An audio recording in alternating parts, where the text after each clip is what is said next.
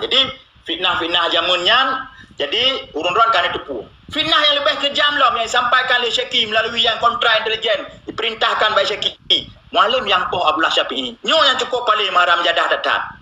Nyo cukup paling nyo fitnah nyo. Nyo sebar lo. Fitnah kedua, mualim Poh moto bukan simpati star di Medan. Ija awak simpati star Pak Serambi ya konfirmasi yang bahwa mualim hanya gedang foto sebagai untuk promosi mentang kon moto mualim. Yang akan selesai. Jadi nyo fitnah-fitnah awalnya jipu bedah lo karena Abang Wandi dengan mualim kamu siapa? Tim Abang Wandi 50% kah saja mualim. Yang lain mungkin yang dengar alang hai tim ikut mualim fikir nak panglima lain. Jadi cekinya aja hana ubah hana empat dong. Pakan mualim hana pakai ceki hana ge adik dah hoi bila tak provokator cuma ipu bocor rahsia rapat-rapat tertutup ya hana bak media ipu bocor Jakarta. Itu hadang mualim di Jakarta. Kampai kan? Jadi hati-hati dengan ceki hana masalah nya nurung umum kan amplo mungkin nyo poncaroba terakhir di dalam politik. Nah, nak ada mungui kiban. Sang-sang pasukan elit gini gunung topi, gunung ego palsunya petu-petu lagak gitu. Dah sipak juga kalau bahai. 65 mu.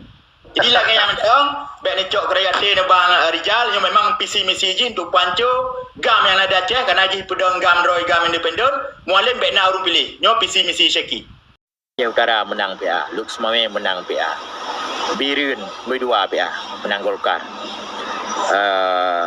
Tapi kursi DPR PA 2 buah Birun. Sabang Pali 2 kan. Rusdi Kinawiyah. PD Jaya menang PA, PD yang menang PA, Aceh Besar menang PA. Jadi lumbegahnya bengeh. Kan suara mualim mendung lumbegah. Daerah-daerah terbanyak pemilih menang mendung. Jadi tinggal dekat awak Batito kan.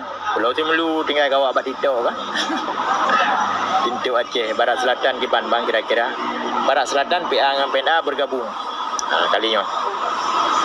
Melabuh menang PA. Yang Abdia ambil 2. Nagan berdua hana menang. Jaya menang PA. Jadi yang bengeh ke mualim putra. Karena mampu mencap dewa Batito nya. PA menang aja. Ini lagi yang lah rakan-rakan. Jadi kalinya mualim Han menang ke gubernur. Tunku Mirza Han menang. Hanaru Yahkah pilih sebab. Makah dengan Yahkah Hanaru pilih. Katam nak baik menang. Yang pendukung Partai Aceh insya-Allah pilih. Nyo Tunku Mirza. Nyo Yah ngamak hana pilih mualim. Nampak komentar ke. Komentar ron lumpur wati kalinya mualim Han menang. Betul. Sebab maro ke Yahro hang pilih. Menyauru Aceh insya-Allah pilih mualim. Pemimpin dia. Settingan Bandung ialah settingan politik. Visi-misi mualim Rimong Aceh menjalankan poin MOU. Menjalankan poin MOU, menyampaikan revisi UU-PA karena sesuai dengan poin MOU, undang-undang pemerintah Aceh direvisi. Pokoknya visi mualim menjalankan poin perdamaian Aceh nya tagay. Ini akan lengkap. Ekonomi, sosial, agama, politik mendung naina.